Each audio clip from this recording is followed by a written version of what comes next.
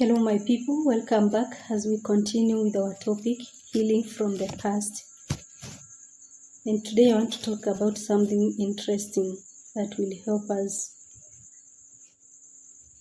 Sometimes we pressure ourselves due to minor things or words that were uttered unto us by particular persons. Things that we can overcome and move on with our life freely. Tunajipea pressure, tunajitesa, tunajistress, mpaka pressure inapanda. Sijui sukari inateremka, chumvi inakwama kwa kitovu. Just because of minor words that were uttered unto us. My dear people, just know that we become what is said of us because we accept or we believe in it. For example, mtu akikuita mbwa, haujakuwa mbwa. Why do you stress yourself? Unaanza kuwa na low self-esteem. Unaanza kujiuliza kwani mimi nakaa kama mbwa. You don't know yourself. Ukijiangalia unaona unakaa mbwa. So kama mtu amekuita mbwa, let her or him akae na mbwa zake tu. But we just know you are God's creature and move on. Don't become what people say about you. Be yourself. Believe in yourself. For example, ukiwa mdogo, kuna mtu aliyekuambia hutawahi make it. You will never make it in life. You are good for nothing. Right now you are a mature person. You are struggling with life. You are hustling.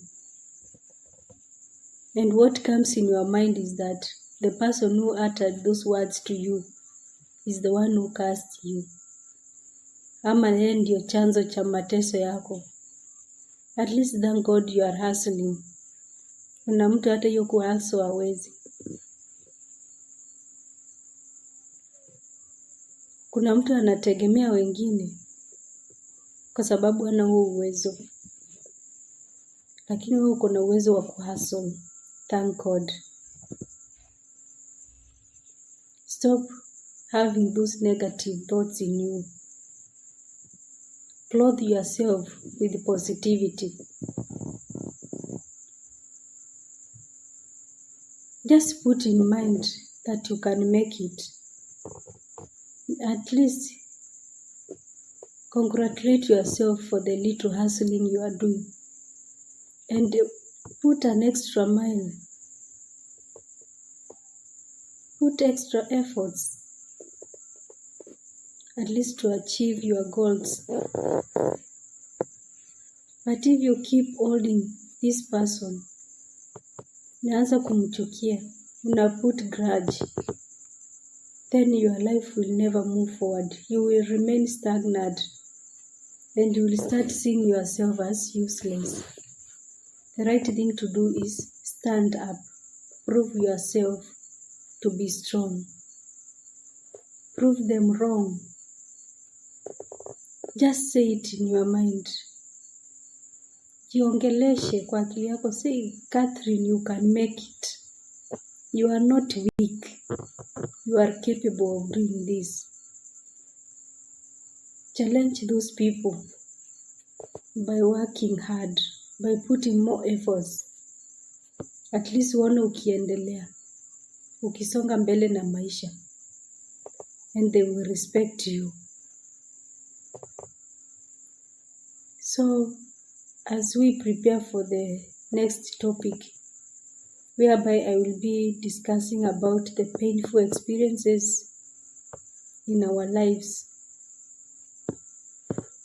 Just remember one thing. It's not only the experiences we undergo when we are children or during our childhood stage that affects our present.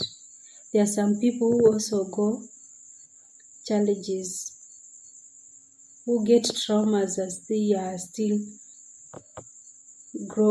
grown up. Mtu ako tu mkubwa lakini anapata trauma. Si lazima ziwe zimetokana na mtu akiwa mtoto. Although most of them they come when we are still young. They come as a result of our childhood experiences. But kuna zingine still zinapata mtu akiwa mkubwa.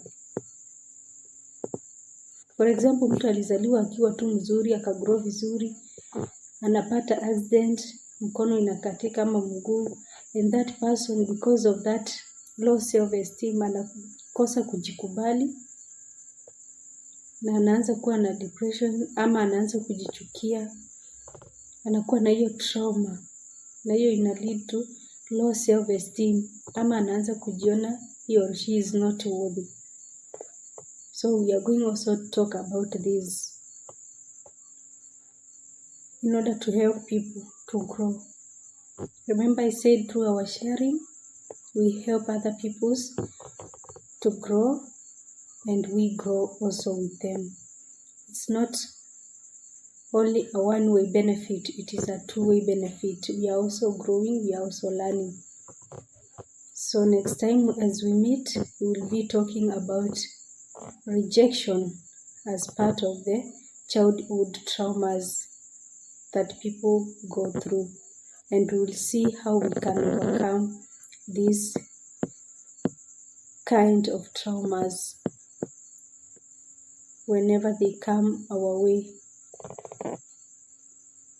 Thank you. See you in the next video, and please remember to subscribe to my YouTube channel and listen to my music.